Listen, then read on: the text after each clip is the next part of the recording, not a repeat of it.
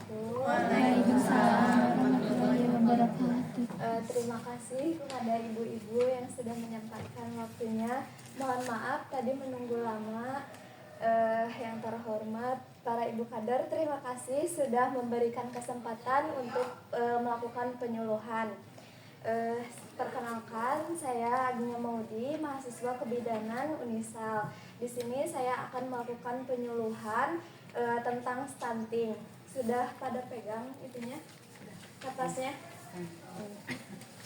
Mungkin di sini ibu-ibu sudah pada tahu apa itu stunting. Ada yang tahu? Iya, betul. Jadi stunting itu adalah kondisi di mana balita gagal tumbuh, atau misalnya kayak si berat badannya kurang, terus tinggi badannya juga kurang. Nah itu teh bisa jadi kenapa sih bisa terjadi stunting gitu?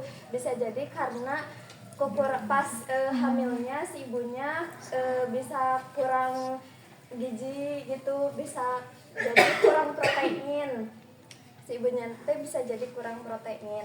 Nah, stunting ini bisa terjadi pada 1000 hari pertama kelahiran. Nah, 270 hari selama kehamilan, 730 hari setelah melahirkan. Stunting ini adalah kondisi di mana jadi paling banyak Indonesia mengalami stunting. Kenapa pemerintah? Tapi sering dilakukan penyuluhan, tapi masih banyak kejadian stunting ini. Kenapa bisa terjadi? Karena mungkin kesadaran masyarakatnya juga belum sadar tersendiri gitu. Jadi sekarang itu Indonesia lagi ngadain visi misi Indonesia Sehat. Nah yang salah satunya menurunkan terjadinya stunting. Nah jadi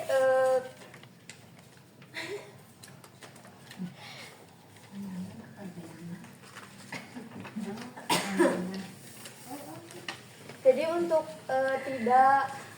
jadi kalau misalnya ibu-ibu tidak mau mempunyai anak yang stunting, nah yang pertama bisa ibu jadi pas selama kehamilan itu harus dicukupi gizinya, terutama dari protein. Terus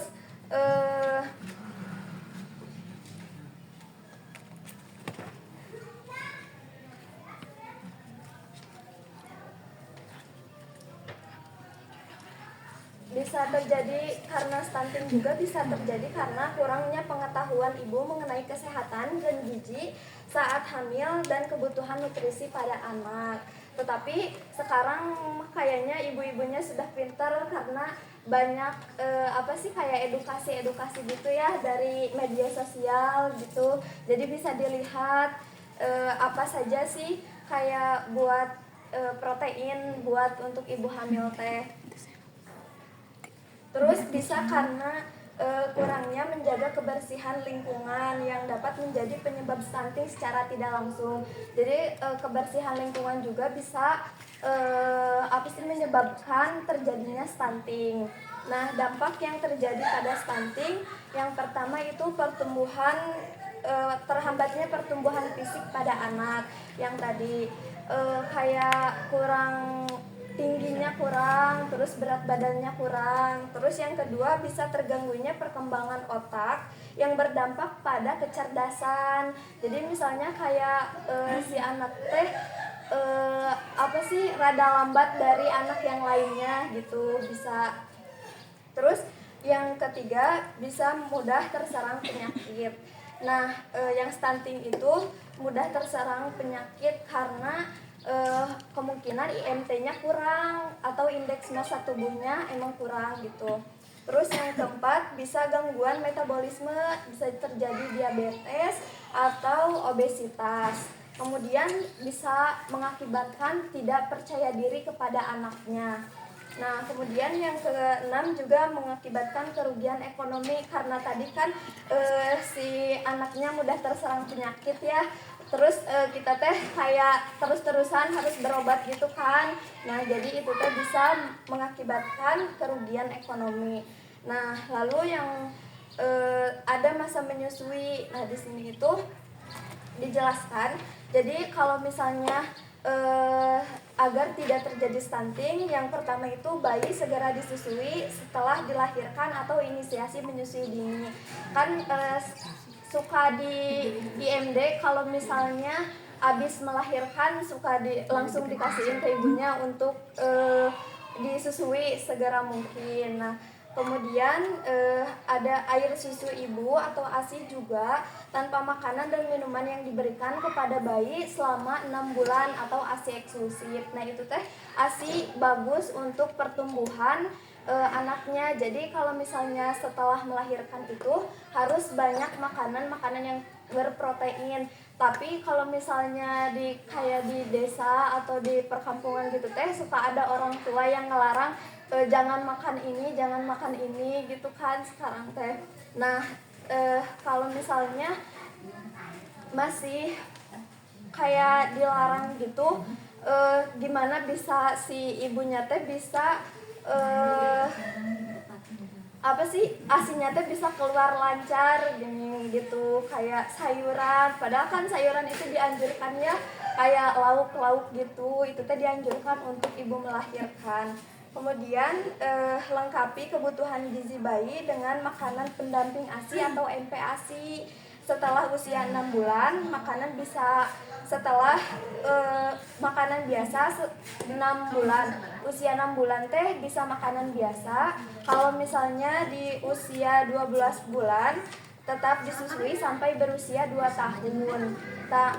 Terus sampai jadi MPASI selama 6 bulan, terus setelah usia 6 bulan MPASI, terus selama 12 bulan juga bisa sampai disusuinya teh sampai umur 2 tahun.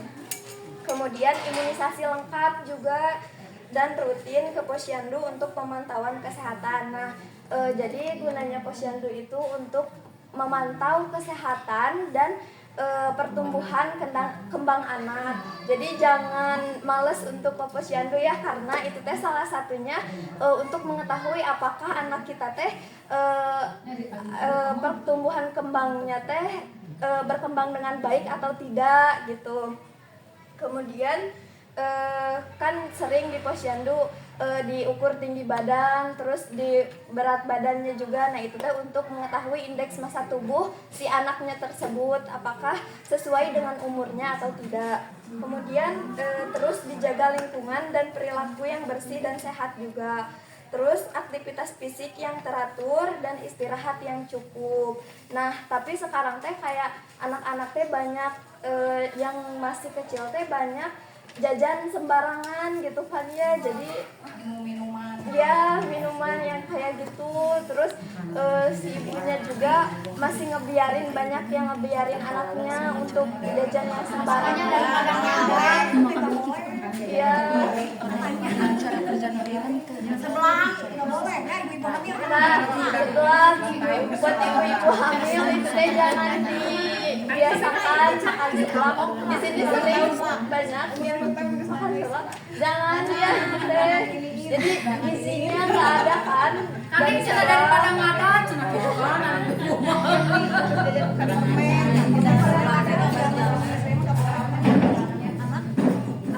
Terus mie juga, mie instan kayak gitu teh jangan buat ibu hamil teh.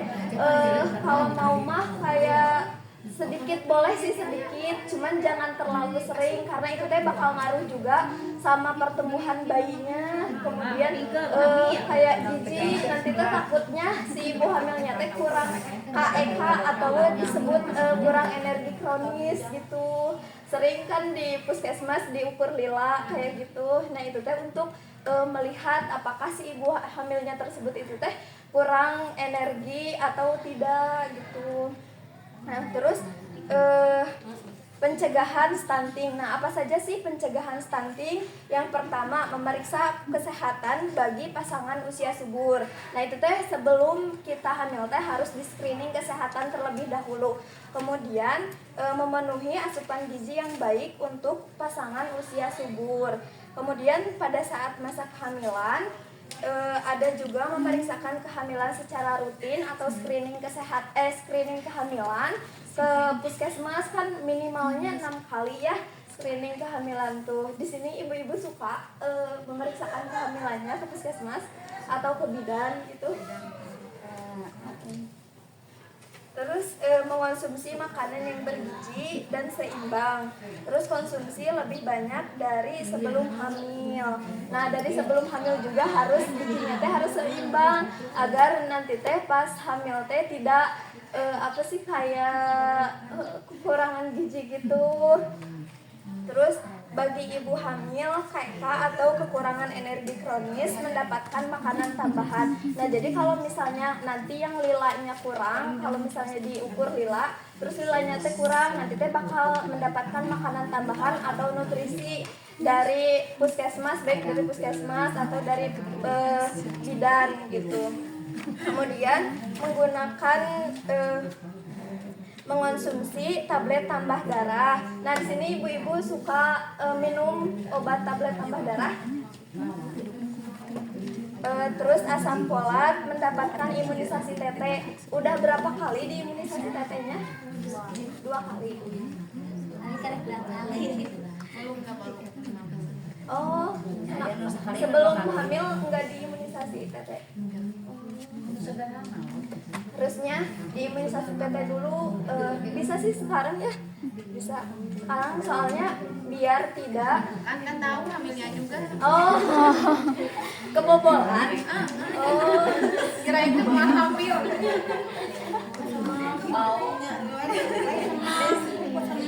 Bisa imunisasi hamil sekarang, jadi itu teh agar mencegah si bayinya teh nanti terjangkit penyakit tetanus kayak kejang-kejang gitu.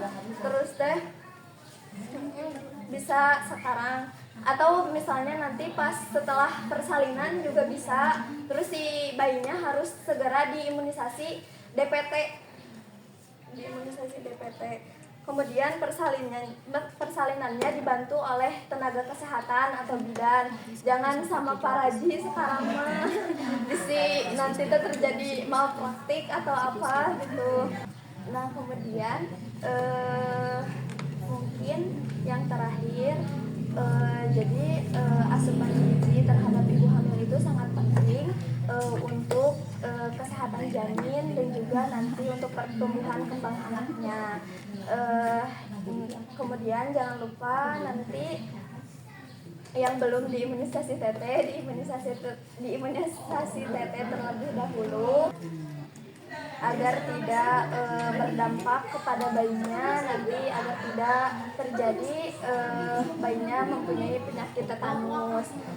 Kemudian jangan makan seblak terus jangan banyak makan mie instan ya, harus dijaga sekarang makanannya, takutnya nanti kena cairan ketubannya juga berpengaruh nanti teh. Mungkin itu ada yang ditanyakan atau ada yang kurang paham tentang stunting? Sudah paham semuanya? Kayak naroskeun mangga. Ada yang mau ditanyakan, boleh. Terus jelas. Sekian dari saya, mudah-mudahan apa yang saya sampaikan dapat bermanfaat untuk ibu-ibu semuanya ya. Sekian, wassalamualaikum warahmatullahi wabarakatuh.